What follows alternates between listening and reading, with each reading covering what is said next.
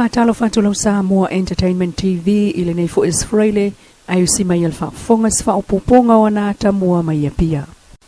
Watoi fo isaina le li fai business na yanga osial ava malo sil rover ni Samoa.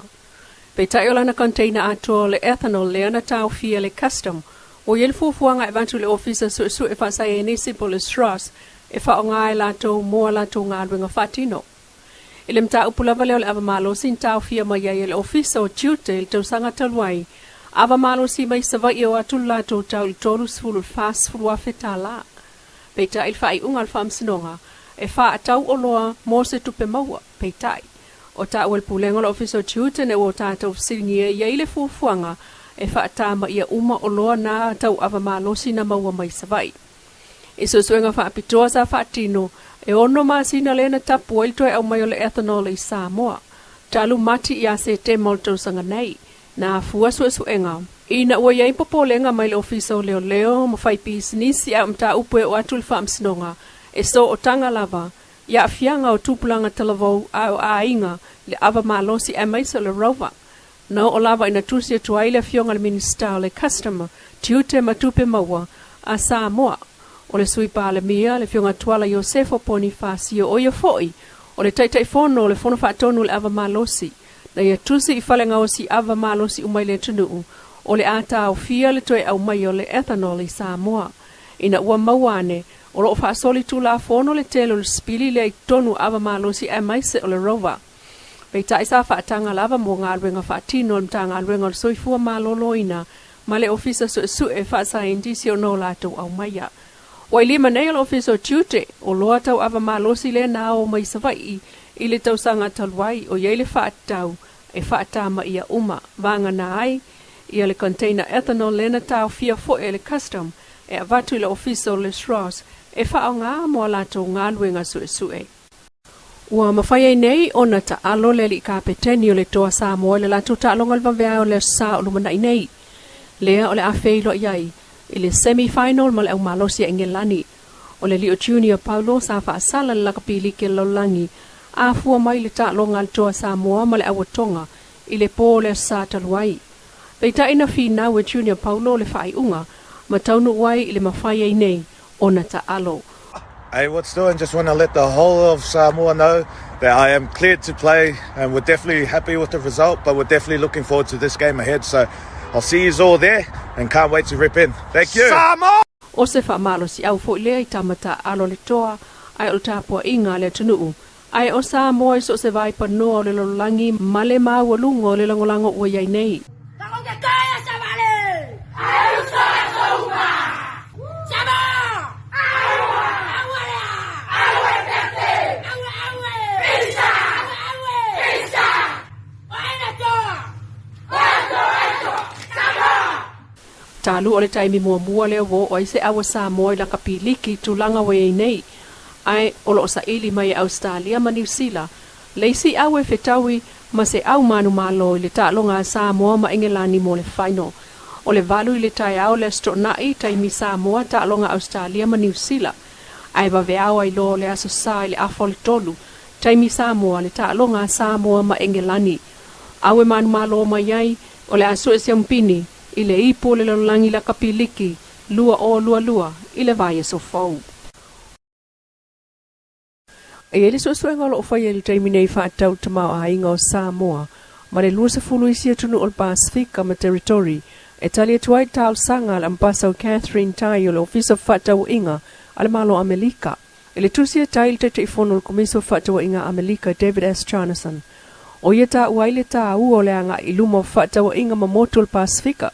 If so sani latina ina ma malam lama I awala fa le atili ai le fa pa anga I meta fa tawa inga ma tumotu ina I mafai ona I loni ai inga lumanai o tu la fono Amerika ai olo o ia se sila fia tulanga I ono fa le ton wai ni ava no una ai le sitia ma solonga le o fa tawa inga ile va o le malo Amerika ma tumotu le Pasifika ai mai sei lava ni fa le ton e tula I mai nei fa tawa inga. O le mana o ngā le vāenga o whātua inga Amerika o le loa leo ni toa ma awala e whaatupui nā I le sao Amerika I moto le Pasifika ma uafua I le tāl sanga mo le whaio susuenga o tā uailunga E le komisi masauni se lipoti e mulmulta ia tulafono Amerika, ina ia iloa maatangi ai tulanga tau whatawa inga, i le vao motu al Pasifika ma Amerika. Ia iloa i tu o lo to alia ai, mauna ia iloa o loa whatawatu ma au nanga i Amerika, ai o le sao fo i o nama lo tele i tu motu al Pasifika. Ele tusi lava le atai o lo lisi mai ai tunu e luas fulu al Pasifika, e tatau na whai ai lea suenga. E au fiel tama a inga al Pasifika, e maisa iana o loa ngaosi, ma mea o lo o mawai, o loa mana o mia, whata wa inga matulanga tau iaba no whai ngā ruenga. Whata si ai mana o loa maua, ma au nanga o lo whata watu i whafo e atu motu, mai le luafe sulfitu i lua o lua tasi, ma ia i loa tonu vaenga o to alia ai nafe whata wa inga i Amerika. Ma ia i loa foi, isi atu nuu o lo ofsosani mai i le Pasifika, mai le luafe sulfitu i lua o lua tasi, ma mata i tū vaenga o lo a fiai fesosoani mai le malo tele o Amerika. Mai o tau sanga ina fo ile avatu o se taunu unga o le naso suenga i to tonu le sfulua masina a mata mai le aso le tusi lua iwa o se tema lua o lua. Ina ia mawhaio na tu ina atu le nali poti a toa whaala wa itele vanga na ini whaamtalanga tau pisinisi, manisi, maisi. O le aso lua o Novema na whaala wa itele ai o komisi tal sanga le USTR mo se suenga ia whaia sona whaatalanoanga whaalawa i tele le aso sulfa o Februari, lua o lua tolu. Au toia e mai ai ia whetawa inga le vau tamaitea o ngā mawalulunga. Ai o Vili mai ai nei le nu o whangalii, se vaenga o mātua mtangata mātutua mo porkalame o le whaamuta o sāwanga, whaasanga i tamaiti. Il whaamtalanga whaalawa i tele mai to manga moe popua ngātia po le Samoa Victim Support Group, SVSG. O le whelo inga whaalea o ngana whaia, o se vaenga o lea o ngā ruenga, o lo whaanga solo mo le pui o le tamaititi. O le Samoa Victim Support Group i lalo o le whaatupenga, a le UNICEF Pacific, e whaautu lava le suia o le whaatinonga o awala o sota inga. O le porkalame lea, ina ia whaawawa i lava na tūmawa i pēa le awala, e whaatino ai ngā ruenga le vā o le tangata matua, po tangata mātutua ma mātua. Ai maise o whaala po putonga i fitu, lea o lo ngā rurue i nei mo le atina ina lea, o le sila fia o mātua ma whanau o whaasurusolo tu lava leo langa e avea ai ma mātua i le lumanai. Ai whangali i lava ia man la sanga lo na ono leo wo o atu iai, o le porkalame lea lua tausanga, o le whaasauni i leo langa whaala mātua. Na tala no ai le sunga le whaafenga inga Reverend Petai lea vaiol, o le whakasa o whangali. E mana o mia, se taimi, e sui ai le mawhawhau o le tangata. Ai amana o lava ia e mwhai on tupu, i le ngai ui ngā whai. O lea o onga lea e maua mai le porkalame lea, e le ngata ina i le leimo mātua, ai o le puipui ai fo i o whanau ma mātua fo i la tau.